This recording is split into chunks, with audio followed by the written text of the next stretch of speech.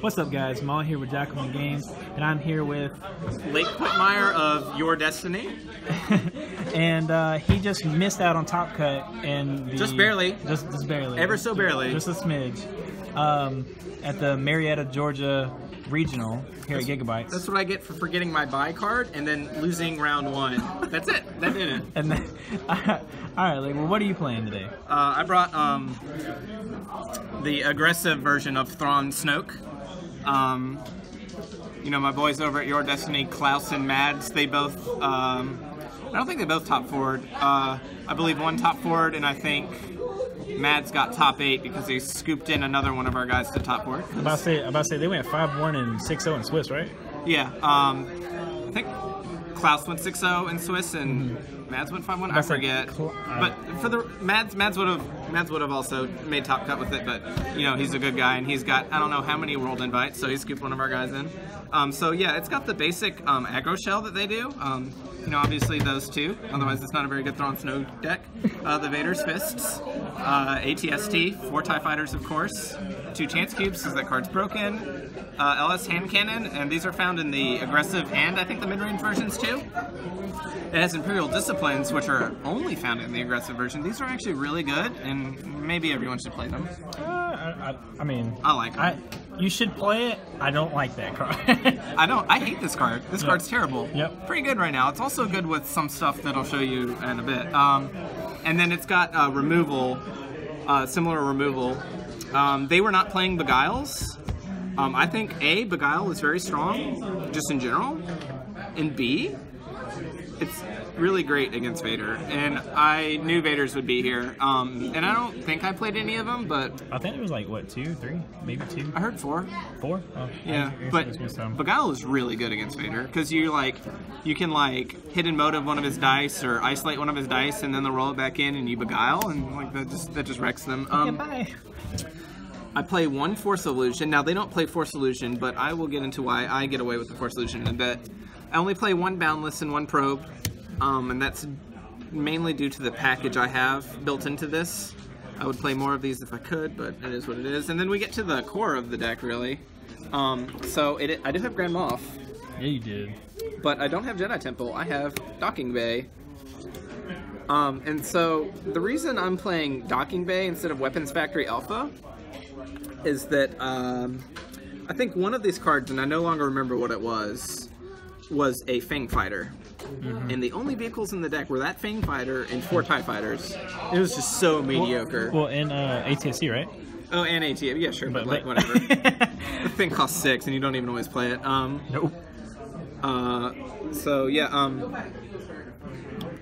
yeah, the Weapons Factory Alpha was very medium. I was experimenting a little bit with, there's a battlefield where every time you activated a support, you could re-roll the die, and that's actually pretty hilarious with the TIE Fighters. And the Fists, sort of. Most of the Fist sides are actually good, though. Most people re-roll those a lot, and they're actually usually pretty good all the time. What else? Okay, yeah, so we have this recursion ability with Grand Moff. To be used primarily with Stifles. Those are just good right now. You play a Stifle and you can protect your Thrawn dice from a roll-in. For sure. I've also got a Tech card in Vigilance. This card wrecked me. We played a fun game afterwards and came down to this was stuck on me, and then this was stuck on me. And I was bringing him back with Grand Moff. It wrecked my face. And so what makes Vigilance crazy, and you should not play this if you don't expect to see Thrawn Snoke, but so each of these characters normally have 1 blank, but if Vigilance is out, they have 3 blanks each. Yeah, so your opponent will go through a lot of cards just trying to make things work, and sometimes they don't. And I did. And finally, it also plays a Separatist Landing Craft. So, why did you choose to play this over like another Probe or a Boundless? So the aggressive version does damage more quickly, and because of what I've done here, because I play Vigilance and Stifle and Grand Moff, and I'm just messing around as I tend to do, I need a little bit of a health buffer. As you know, in our game, Battle Droid closed it out for me. Also, this can be looped back with these guys. You can have multiple battle droids. He also did that. Generally, games don't last that long, but that's a thing that can happen. Yeah, I didn't loop it multiple times, but I did pull it out of either my hand or my yard. Yep. Oh, I should mention the thing with Grand Moff is this is actually. And you only play one Moff, right? I only play one Grand Moff, and it's actually mostly a counter to the Grand Moff's Snoke lists that run Jedi Temple. These are my 2 tech cards against them. This, for reasons I just explained, and this is so when they, when they pull out their battlefield, you can play your Grand Moff, and you can hit them. It's probably going to catch them off guard. Other than that, though, it's fine by itself. If you use its ability with your battlefield once or twice, it should be fine, because the die is actually pretty good. And if you loop back Vigilance once or twice, you're good. It's already paid for itself. So, yeah, it's relatively fine. Oh, and the Force Illusion. So, the aggressive version doesn't play Force Illusion, mostly because you don't want to hit your TIE Fighters. It's kind of awkward hitting your TIE Fighters. But it's significantly less awkward hitting a TIE Fighter when you can just pull it out of your yard. Oh, that makes so much sense. Yep. That also works with, the Stifles and the Vigilances. So you don't really if you have care. this going on, I'm just like, I might even actively like it. I might, mill a Stifle or something and be like, yeah, hold on, let me grab off that end. It's like, all right, well, now you can't do anything, and now it's free for me to do whatever I want. I'm going to go about my business. I went 2-0. The Probe is the 30th card. This is the worst card in the deck. I thought about making this a Seeker Droid. I didn't play a Seeker Droid, though, because I couldn't envision a turn 1 where I wanted to play a Seeker Droid. Like, the ideal turn would be, Vader's Fist. Generally, you get 6 resources on average with this deck. So an ideal turn would be, like, Vader's Fist plus either a Stifle or an Imperial Discipline or an Overconfidence. Or, if you have to, like, you're trying to balance addition for these things, or, maybe you're playing with a Chance Cube, and all these things are better than having an ID-10 droid, unfortunately. And ID-10's really sick. I did some play testing with it, and it was fine. But just the way this deck is built, I couldn't fit it in. I also think that because it costs 0, it plays pretty nicely with the Boundless Ambition. Because usually when you Boundless Ambition, you're pretty low on resources. Yeah, what else did I think? I thought about making it a Art of War for, like, maybe Jin, Cass, and I think if they just roll in, I think you just fire off Art of War, and you should be able to remove a decent amount of their dice, enough of their dice to hurt them. I was about to say, I know Adam's version played Art of War. Yeah, although I don't think Jin Cass is as scary with Stifle, because if you time the Stifle right, they can't ambush you, or they can't jump, one of the two, as long as you time it right.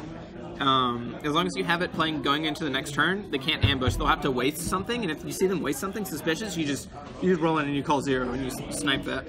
And yeah, same for hyperspace jump. Yep. Later in the round you play it, and so with this list that you played today, do you think that you'd make going into it that you make any other difference? Any other changes? Yeah, I would not play this list at all if you're not expecting to see Thrawn Snoke heavily, especially Grand Moff versions. So the best way in your mind to counter Thrawn Snoke was to play Thrawn Snoke? Absolutely. Not close. The best way to counter it is to just play Thrawn Snoke and be a better player. That's awesome. And also, yeah, not get you can get Luck Sacked or whatever, but yeah, I mean it's Destiny. What are you gonna do? That was my round 3. Looks like. I built some decks that were okay against Thrawn Snoke, but not against all of them. And I'm sure you guys would like to know what that is, but I do my own content too, so I will write about those at a later date. Yeah, so this deck is sweet. It's kind of non-linear, and decks I brew. I shouldn't say I brew. I really don't make my own decks. I just tune decks a lot. I'm the same. Decks I put my hands on, they're not always the most friendly for other people to play. Now, if you want to take the shell and do something with it, go for it. But it's kind of... Well, I actually have an article coming out very soon that's on player mentalities and different mindsets and how teams actually benefit you or communities benefit you, because it can help you adapt yourself as it can help you as a player adapt your mindset to different play styles. So yeah, no, I That's totally true. Having a wide gamut of people to play really helps you have experience about those kind of things. Like, for example, Zach Hahn over there, he likes playing, I mean, I know he played Thrawn Snoke, but most of the time I see him, he's on an aggressive deck. Usually, I will be playing like a slower type control deck.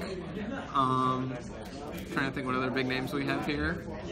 My friend Alberto over there, he really likes playing hero vehicles a lot. Dude, Alberto's awesome. We actually when he was 3-1 because he was my only loss after round 2. I went ahead and got his deck profile, so they should be seeing that too. I can't believe he went with that deck. Dude, Alberto's a really good player, though. He is. Like, Alberto's a seriously good player. He's really, really good. And he's a great personality too. You know, he's awesome. He what did he do? He top 32 to Gen Con. Yeah, won his own store championship. Won the Augusta Store Championship. Yeah, we did a lot of playtesting during that time period. Me, him, his brother to a smaller extent, and Brian Horrigan, I think it's Horrigan, of the Sons of Mandalore. We had like a nice little play group. Obviously, I play with Your Destiny now, but you know, I'm still playing with these guys. They're still my friends. Right? Yeah. No, for sure. But you know, when they're asking me like, "Hey, like, what are you gonna play?" We're not in a space anymore. I'm like, I'm playing this list. This stuff. Yeah. I wish. So, truth be told, this list was fine. I barely missed top cut. I would have been better off with the aggro version because not enough of the Moth lists showed up. There were more of the vehicle lists, and I would have been better off with the more aggressive version that didn't mess around with Grand Moth and. I think Stifle's actually okay, but Grand Moth and Vigilance is fine, but Vigilance can also be Abandon All Hope, which notably I don't have. I don't know if you've noticed that. There's no Abandon All Hope, which is like the answer. Yeah. I just felt like, I don't know, I didn't need it. Vigilance is a house. Vigilance is just as good. It's the whole brick house. Abandon All Hope's very good against OTK, but honestly, Thrawn's so good against OTK that you shouldn't really need it. I played, I think, one of your local guys, and he wasn't playing OTK. No, you're talking about playing Mill? Yeah, he was playing turn 2 Mill. Yeah, it's not OTK, but the exact same spirit. And all I did was roll in Thrawn, call like 1 or whatever, and then power action like disrupt exclusively, and that was good enough. Yep. And then like in the meantime, I played stuff. Oh, and Stifles were pretty good because he had a lot of removal that he just couldn't use against me. Because between me disrupting his resources and me playing Stifle. Yeah. Did you play against any Yoda Bosch, the aggro version today? Yeah, I did. Zach beat me with it round 1. That was fun. And then I beat a local of mine also playing it, and I beat him. Matt? Yes, Matt. So I played it twice today. That's a good deck. That's scary. Yeah. Oh, it's pretty good. I was shrugs it off. Yeah. Sorry. Did you read my 5 bold claims article? I have not. What? Personally. Okay, well, like one of the link me and I'll link you whenever I get through with my. Okay, yeah. One of the controversial things I said in it, I was like, Leia sucks, and people were like, "What?" And I was like, "Yeah, she's bad." I'm about to say the card itself, I'm not a big fan of, but the deck. I understand the concept. The deck's fine. Yeah. It's not terrible. I mean, you gotta be spicy with those things or no one's gonna read them. For the record, all of my points are still correct. I'm 5 on 5. But that will not, there's no way that lasts. I'm not the best at predicting metas. Okay, so what I said is I said that Vader will be bad. That's the one that got people really upset. How many Vaders top 8'd?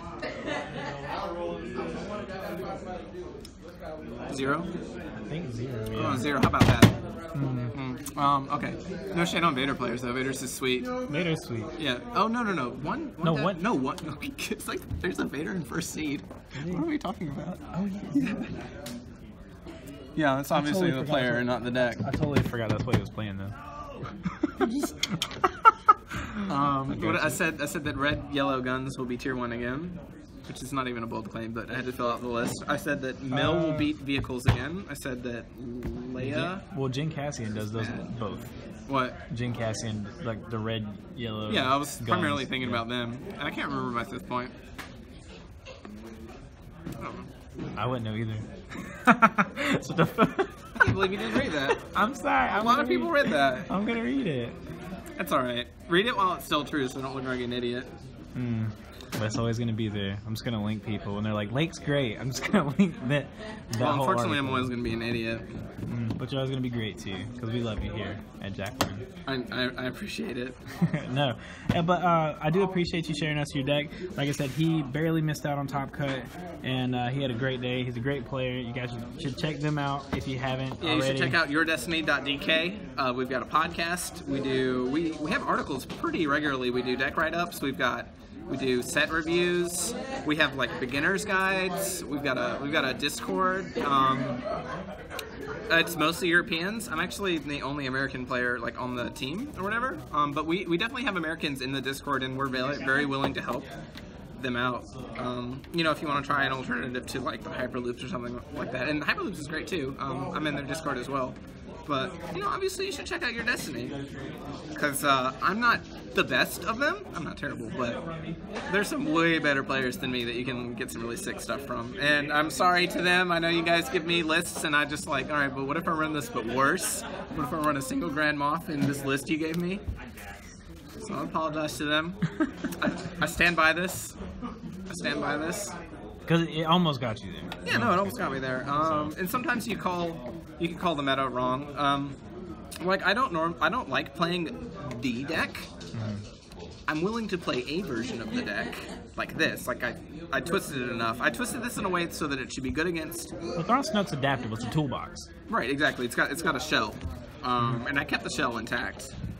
And I tried to build myself against, mainly the stifles are trying to help me against things that beat me. I just want to point out this was all like straightened up, and now look at it. Yeah, well, you know, I gotta illustrate. I didn't draw a hand cannon round one a single time today. I drew it a lot. It feels bad. Yeah, it was sweet. I actually think I only had maybe one turn one Vader's Fist too. Feels bad. Yeah, But it was good enough to come out of it, though. Feels not top cut bad. I feel like That was the difference. that's the difference. I'm not even kidding. No, The games I lost, if I had to turn one fist. every win that I had today, I turned one fist. That's how the deck every works. game that I lost, That's how this card works. You plan on turn one, you don't roll like total garbage, and I don't know, against you, You're well on your way to winning. You see how I roll. Straight bad mana though. yeah, round. I lost to Zach Han of Artificer, Flaccid Baron. Round one. I think I had no upgrade. I think I had no supports in play turn one. And then what was it? Turn two, I had some supports. In turn three, I just had no removal, so that was a wash. And then I also lost to a local Melvin, and he had Melvin, dude. Yeah, Melvin's a great guy. Melvin had to turn one fist, and we actually both had fists in our hand, but he was able to play his, and I wasn't. I've been there. So he won it. I've been there. And I was like, I'll struggle busting my way back through it, but it's too hard. Yeah. Well, like I said, I appreciate you joining me here today, and I appreciate you letting us see this super cool version of the deck. I thought it was really cool, at least. Oh, it's just, I'm not a Thrawn Snoke hater, so I'm gonna say it's super fun to play. Awesome. Yeah. I also like playing the mirror, so maybe I'm just weird.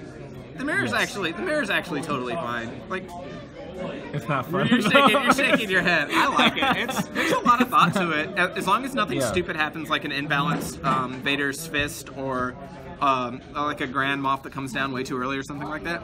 As long as those things don't happen, it's relatively I can agree balanced. with that. And there's a lot of like or counterplay to like what you name and you know how you use the power actions and maybe even how you use the size on the fists. Yeah. Well, you said that I know we're going to be seeing you in Birmingham, but we might also be seeing you in Pensacola, maybe? Yeah, maybe. Okay. Well, if not there, then we'll definitely be seeing him in Birmingham, and I guess we'll check in with you then.